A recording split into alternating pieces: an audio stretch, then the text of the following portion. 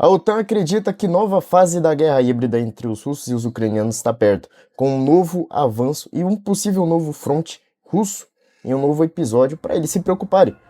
Irã e Estados Unidos estão num embate e o principal motivo desse embate é a credibilidade da OTAN e o quanto que os Estados Unidos pode confiar na OTAN em momentos de incerteza. E também a temida falha de San Andreas registra a maior tensão nos últimos 1000 anos. E isso daí pode ser devastador para a economia e para as vidas dos norte-americanos, se acontecer o temido The Big One, que seria o maior terremoto, que pode ser o maior terremoto já visto na era moderna. Então vamos lá, para você se atualizar de todo o campo geopolítico que acontece no mundo e também aprender a proteger o seu capital. Assiste esse vídeo até o final, cara. Fechou? Vamos lá, primeira notícia. A OTAN acredita que a Rússia está se preparando para a nova fase de guerra híbrida. Vamos lá, vamos destrinchar esse tópico. Tem um vídeo muito interessante que eu preparei aqui para a gente reagir, para a gente tirar as nossas conclusões, que é o vídeo do professor Rock. Esse cara aqui, que tem um canal muito bom de geopolítica. Deixa eu ver se tá dando para ver. Vou aumentar o volume aqui, ó. Se liga só, ó. Aumentar aqui o volume. Pronto. Que vem, o que está acontecendo ainda é uma guerra híbrida. Híbrida, ou seja, sabotagens, incendiar uma coisa, tentar matar o CEO da maior empresa de defesa alemã, um ataque cibernético, fechar o aeroporto, uma série de coisas pequenas para provocar, para testar, para medir, para criar divergência, dissidência, tumulto. Não é uma mobilização para uma operação militar de avanço em um outro país. Ó, aqui ele tá falando o seguinte: atualmente, o que os russos estão preocupados? Estão preocupados em guerra híbrida. Então você fazer uma sabotagem, você tirar peças importantes do tabuleiro para conseguir avançar, destruir a economia, essas coisas. Mas por enquanto, o foco dos russos está sendo o território da Ucrânia. Eles ainda não estão muito focados em conseguir outros territórios, ainda mais territórios que façam parte da OTAN ou que tenham uma aliança ali com os Estados Unidos. Mas o ponto principal é que a partir de agora eles podem estar mudando esse conceito.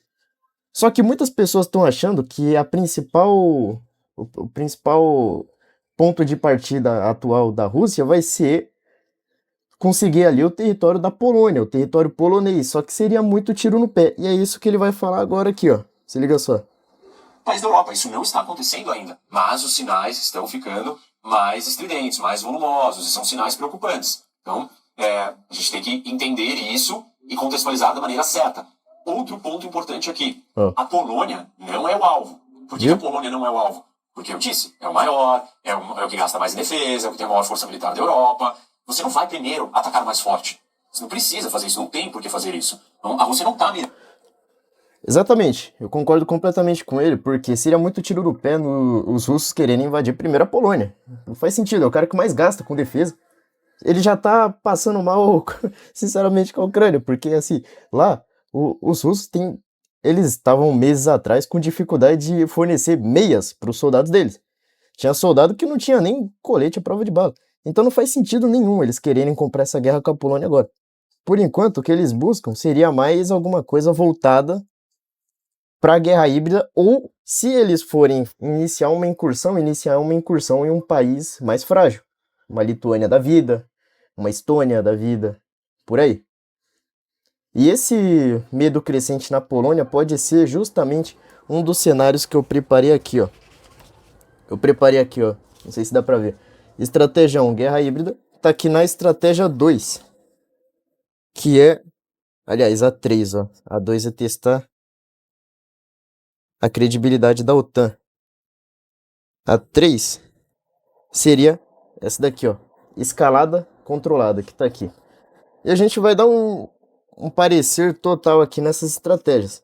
Aqui na 2, testar a credibilidade da OTAN. Essa daqui é a principal ferramenta russa atualmente, porque a OTAN está defasada. Os Estados Unidos pediu para a OTAN para eles ajudarem os Estados Unidos nessa incursão contra o Irã, e a OTAN lavou as mãos, deixou os Estados Unidos para lá. Isso deixou o Trump muito doido, deixou o Trump maluco da cabeça.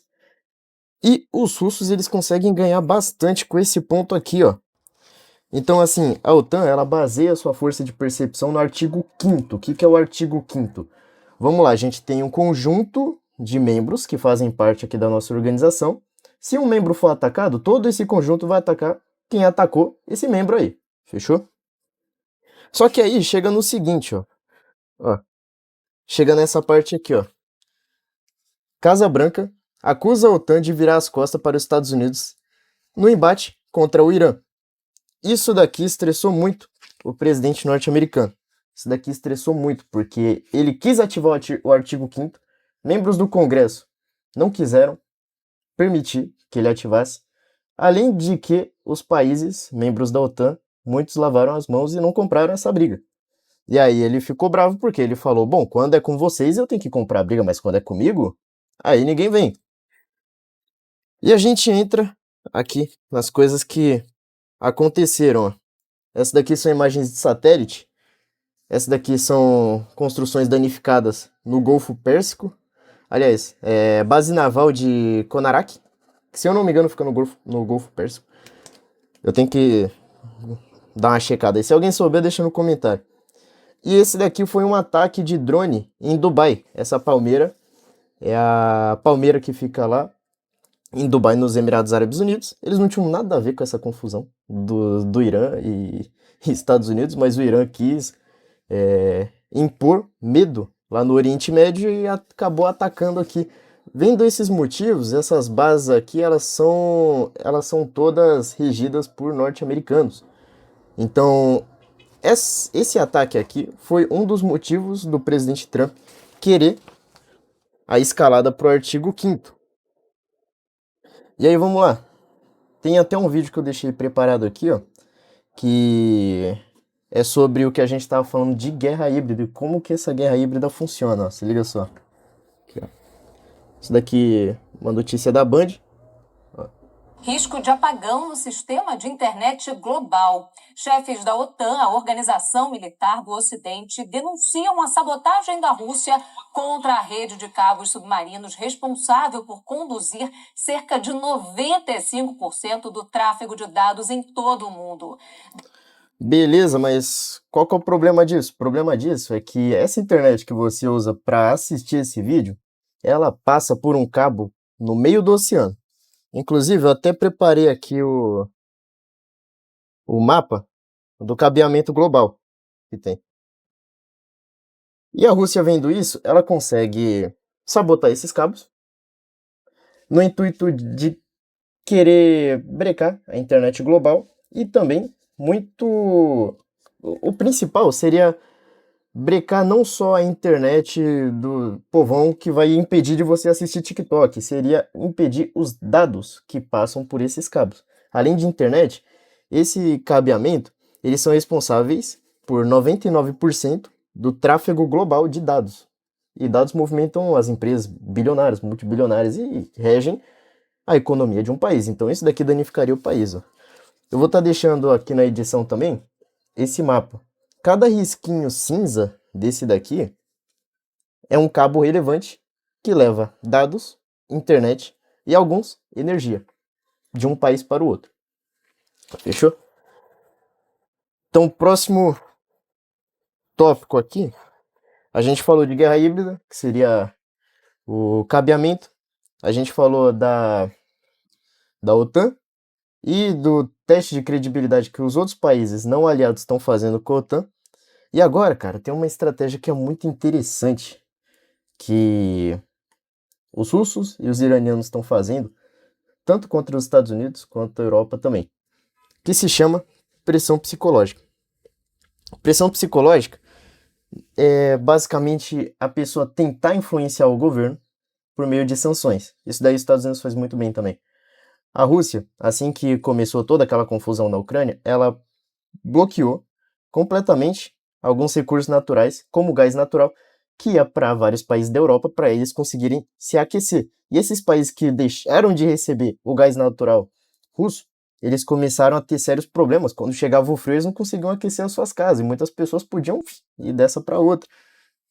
E esse tipo de pressão por meio de sanções, a Rússia usa muito e usa com maestria. Ainda mais aqueles paizinhos pequenos, que nem a gente falou, que muito provavelmente eles não vão primeiro numa Polônia da vida, eles vão num daqueles paizinhos pequenos ali, para conseguir ter mais território, para conseguir um novo front, para juntar uma força e ir no cara que é maior. Essa é uma estratégia muito usada também. O que mais deixa os Estados Unidos, tanto um lado da moeda, que seria os Estados Unidos, quanto o outro lado da moeda, que seria os russos, os chineses e os iranianos, é inteligência e reconhecimento. Isso daqui é bizarro. Um exemplo, eu separei essa foto, vou estar deixando essa foto na edição. Essa foto aqui, ela é um satélite da empresa L3 Harris. Inclusive, tem ações deles disponíveis para você comprar.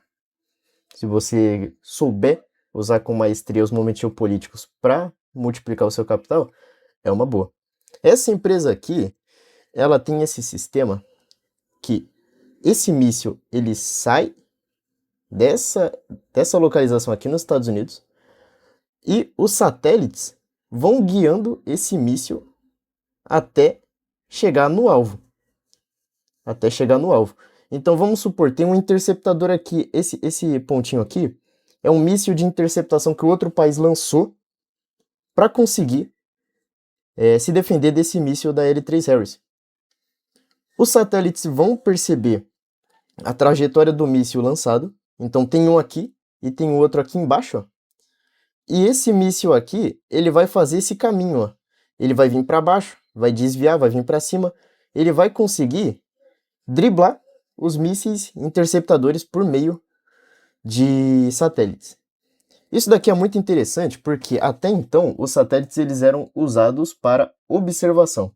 Então você observava os outros lugares por meio de satélites e conseguia fazer o reconhecimento, saber como que está a situação naquele local, fazer espionagem. Mas agora os satélites eles estão sendo usados para ataque. Inclusive tem alguns artefatos bélicos, digamos assim, que muito provavelmente os Estados Unidos têm, só que deve ser algum documento classificado, porque eu não consegui achar nenhuma prova aqui, que basicamente esteja fora da Terra, que ele consiga atacar algum local da Terra vindo de algum satélite, alguma coisa fora da Terra. Muito provavelmente tem, deve ser classificado, deve ser algo secreto. Não consegui achar provas aqui por enquanto, mas isso daqui muda completamente o cenário das confusões que está acontecendo no mundo. O mais importante é que a gente tem alguns cenários que são prováveis que possam acontecer daqui para frente. Então vamos lá, o cenário 1. Tanto da confusão da Rússia e da Ucrânia, quanto da confusão dos Estados Unidos e do Irã, que são as principais, tem todos os outros colaterais, mas os principais são esses. O mais provável, aumento de ataque cibernético e campanha de desinformação. Fechou, esse daqui a gente tá acostumado. Cenário número 2. Incidentes limitados envolvendo infraestrutura crítica, como cabos submarinos. Esse daqui pode vir bem forte a partir desse segundo semestre de 2026. E o cenário 3, reforço adicional das forças da OTAN no flanco leste. O flanco leste é esse daqui, que tem Ucrânia, Mar Negro, Turquia. Turquia não se dá muito bem com a OTAN, por exemplo. Por mais que a Turquia faça parte do Tratado do Atlântico Norte, se eu não me engano. Me corrija aí no comentário. A Finlândia, Suécia. Então, muito provavelmente, a Rússia, em vez de vir diretamente para a Polônia, que é a pessoa que mais gasta, o país que mais gasta com defesa militar, ele vai tentar se aventurar por aqui, ó. Vai vir aqui do lado, ó. Tá vendo aqui? Esse daqui é a Rússia, ó. Esse daqui é a Rússia. Tá vendo esse daqui que tá em rosa? A Finlândia e a Suécia. A Estônia é minúscula. Olha o tamanhozinho dela. Então, muito provavelmente, é mais jogo ele conseguir um flanco aqui no leste. Os Estados Unidos, sabendo disso, os Estados Unidos ele quer reforçar esse flanco leste justamente para impedir que a Rússia venha aqui para a Finlândia, para a Estônia, fazer graça. Fechou? Agora, o último tópico é esse daqui, ó. Separei essa notícia aqui no computador. Ó. que aí diz assim: tensão nas falhas de San Andreas e San Jacinto está no maior nível em 1000 anos, diz estudo. Teve um estudo recente, essa daqui é uma notícia do G1. Teve um estudo recente que viu como que tá o nível de tensão na falha de San Andreas. O que é a falha de San Andreas? É isso daqui, ó.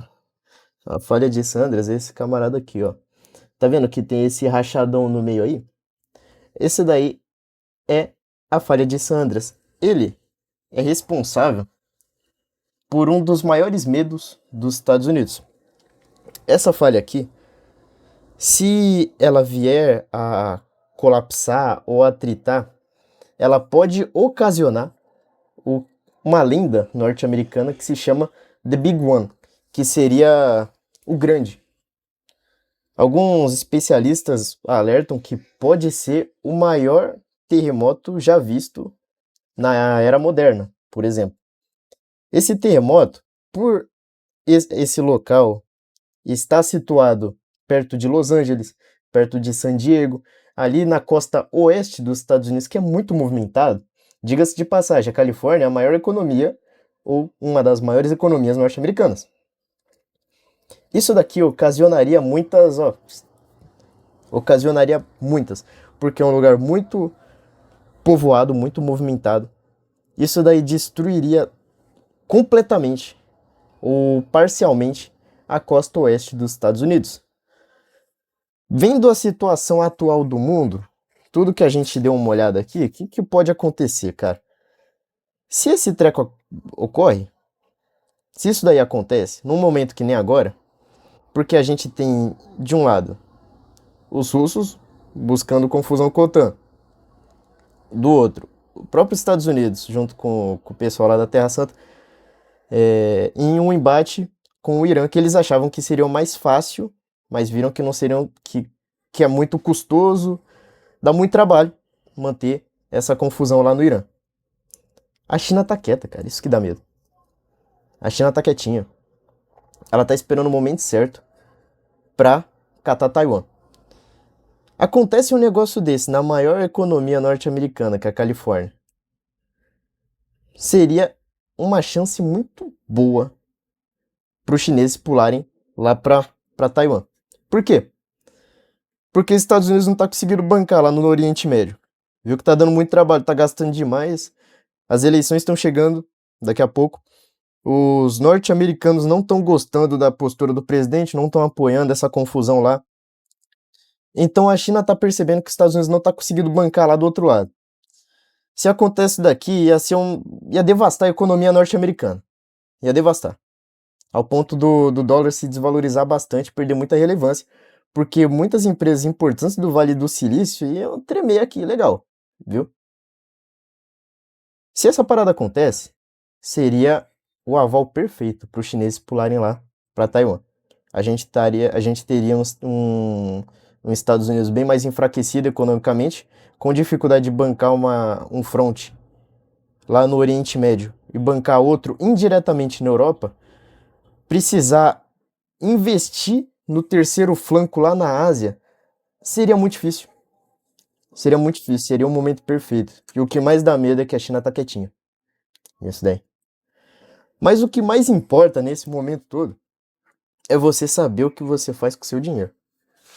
Tem algumas coisas que são impactadas em momentos assim. Eu separei alguma delas, ó. Em momentos, nas tensões geopolíticas que a gente viu, da OTAN, do Irã com os Estados Unidos, com guerra híbrida, com essa tensão que está acontecendo ali na falha de San Andreas. Detalhe, tá? Não é porque a tensão está no máximo que necessariamente vai ter um terremoto agora. Pode ser tipo mês que vem, pode ser daqui a 100 anos, pode ser... É muito abrangente. Mas a tensão está no máximo. Então uma hora vai ter. Uma hora vai tremer aquilo ali. E aí, a gente tem alguns mercados que podem ser impactados. Eu separei alguns. Empresas de defesa, empresas de cibersegurança, empresas de petróleo e gás natural, transporte marítimo, seguros, metais estratégicos. Vendo esse cenário, eu separei algumas ações que eu estou comprando. Algumas ações que eu tô obtendo. Então isso daqui é título educacional, tá bom? Não é indicação de investimento, fechou? Título educacional. A primeira, Lockheed Martin. Vou abrir aqui o gráfico da Lockheed Martin no computador para vocês darem uma olhada. Ó. LMT. A Lockheed Martin, eu estou esperando ela baixar um pouco para comprar. O cenário atual é esse daqui, ó. Eu tinha feito uma compra em fevereiro de 2025. Eu tinha, se eu não me engano, tem um vídeo antigo meu que eu falei dessa compra que eu obtive um retorno de 47% aqui. Eu fechei aqui em fevereiro de 2026, né? Então, mais ou menos um aninho, mas eu consegui a marca de 47% aqui só nessa ação. A gente vê uma desaceleração aqui das ações da Lockheed Martin. Quem não sabe, Lockheed Martin é uma das maiores empresas de defesa dos Estados Unidos. Quando tem uma confusão nova no mundo, a ação sobe pra caramba. Então aqui, ó, que começou em março de 2026, que começou a... Poxa, o Irã, a gente vai tentar negociar, a Rússia, vamos tentar negociar. O que aconteceu aqui, ó? Caiu pra caramba. Caiu pra caramba. Ele se encontra aqui no 545,91. Eu, Victor Ferreira, quero comprar aqui no 483, 478, por aqui. Aqui nesse retângulo cinza que eu coloquei. Aqui, esse círculo está em um ponto de observação. Dependendo de como o gráfico reagir, a geopolítica reagir, eu vou comprar por aqui mesmo, aqui no 540, 550, por aí. Vai depender bastante. A segunda, que eu separei aqui, é a LHX, L3 Harris. Lembra que eu mostrei lá do satélite que eu falei que dava para comprar? Vamos puxar aqui, ó, LHX. L3 Harris Technologies. L3 Harris, mesma coisa, eu tô esperando cair um pouquinho aqui pro 252, fechou? Ele se encontra em 303. Para mim, ao meu ver, ainda tá caro, vendo os números da empresa e vendo como ela funciona. No passado, para mim, ela ainda tá bem cara. Vou esperar chegar aqui nessa região de, pelo menos aqui, 251, para estar efetuando uma compra. E a próxima é uma que eu comprei. Essa pauta aqui que eu fiz impresso, eu tinha feito, deixa eu tentar mostrar aqui. Eu tinha feito faz uma semana. Então o preço tava bem aqui, tá vendo esse negócio azul? Ó? O preço tava bem aqui. O preço tava em 537. E eu tinha feito essa compra a 537. Vou colocar aqui as ações da Northrop Grumman. Ó, já tá em 549. Eu já tive um retorno aqui, coisa de 4 dias, 3 dias, por aí. Ó, já tive um retorno de 2% em 2, 3 dias. Eu tô buscando aqui o alvo dele de 39. Tô buscando aqui o alvo dele de 39. Comprei no preço bem bacana. Comprei ali no 537. Ó, no 537 aqui. A partir da reação desse candle e também dos números da empresa. Que tá entrando um grande investimento no setor de defesa norte-americano por conta dessas tensões que estão acontecendo. Acabei comprando, já tive um retorno de 2%, tá bem legal. Essa daqui é a Northrop Grumman, empresa de defesa dos Estados Unidos. Eu comprei também a famosa. Aliás, não comprei, tô esperando comprar. A famosa aqui, ó, Petro 4. Vamos ver como que tá. Petro 4, empresa de petróleo brasileira, clássica, muito boa. Quem não sabe, Petrobras, ao longo do tempo, ela valoriza bastante, entendeu? Mas você tem que saber usar. Se você pega um momento errado, um momento de geopolítica não tão legal, acontece isso daqui, ó.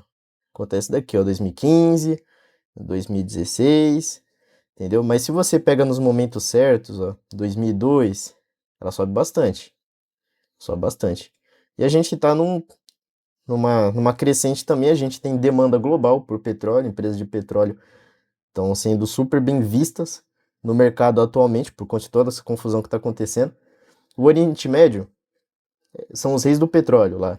Então, quando tem confusão lá, começa uma demanda global de petróleo, porque o petróleo de lá fica arriscado. Então, as empresas, o mercado começa a buscar outras alternativas. Então, eu estou esperando chegar aqui no 30, tá? Atualmente ele está em 38, 25. Estou esperando chegar no 30, ainda não comprei. Por enquanto, dessas que eu mostrei, eu comprei a Northrop Grumman. Vamos para a próxima. Esse daqui, comprei também. Essa daqui é a Microsoft, comprei faz um tempo. Microsoft se enquadra também, ela tem várias áreas, ela se enquadra também como cibersegurança. Então vamos lá, Microsoft. Eu tinha comprado aqui no 396, tá? Esperando uma valorização. O preço tá mais ou menos aqui na região que eu comprei. Eu comprei no 396, ele tá no 390.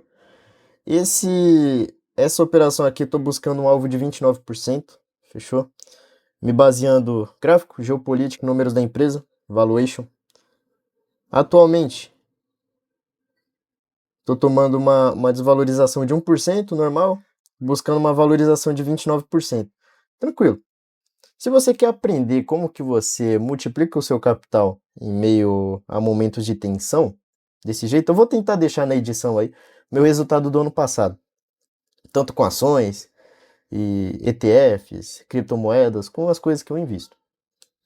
Eu vou deixar em algum lugar aqui da tela para você dar uma olhada. Se você quer aprender, você vai entrar no nosso grupo gratuito de aprendizado, grupo educacional de investimento. Lá tem eu, passo umas dicas lá bem legais. Tem pouquinha gente, então, cara, trata de entrar lá, que você vai chegar na frente de todo mundo.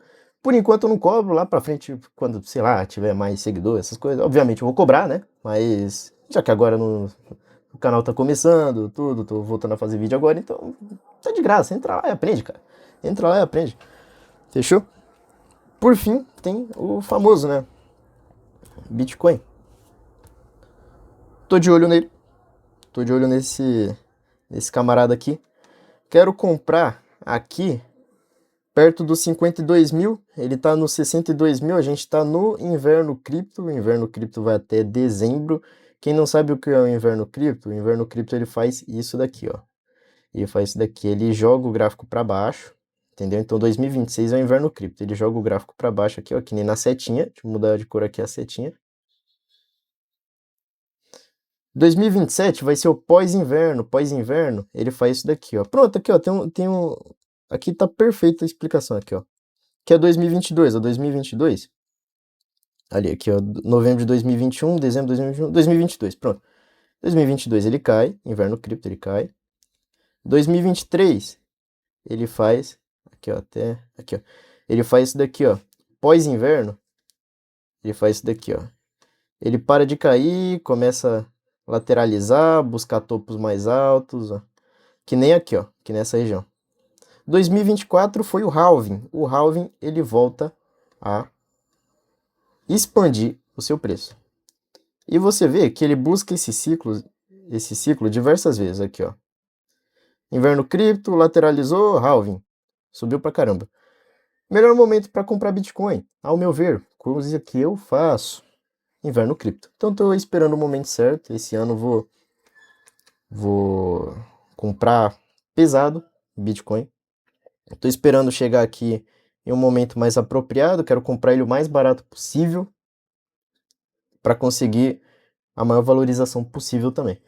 Então é isso. Esse foi o vídeo de hoje. Deixa o like aí, meu camarada. Deixa o like aí. Agora você está ciente de tudo que está acontecendo no mundo e como proteger o seu capital também, tá? Entra no grupo lá. Entra no grupo lá para você aprender, para você deixar de ser um tonto, parar de perder tempo e começar a aprender algo que realmente vai te levar para frente e pode te deixar muito bem sucedido no longo prazo, médio prazo. Então entra nesse grupo aí, fechou? Deixa o like, se inscreve. Tô voltando com tudo com esse canal aqui. Me fala se você gostou do formato novo, que é mostrando vídeo, notícia. Geralmente antes eu não fazia isso. Fechou? Deixa no comentário aí. Se tiver alguma coisa, corrija no comentário, a gente bate um papo lá. Valeu? Meu nome é Victor Ferreira e até o próximo vídeo.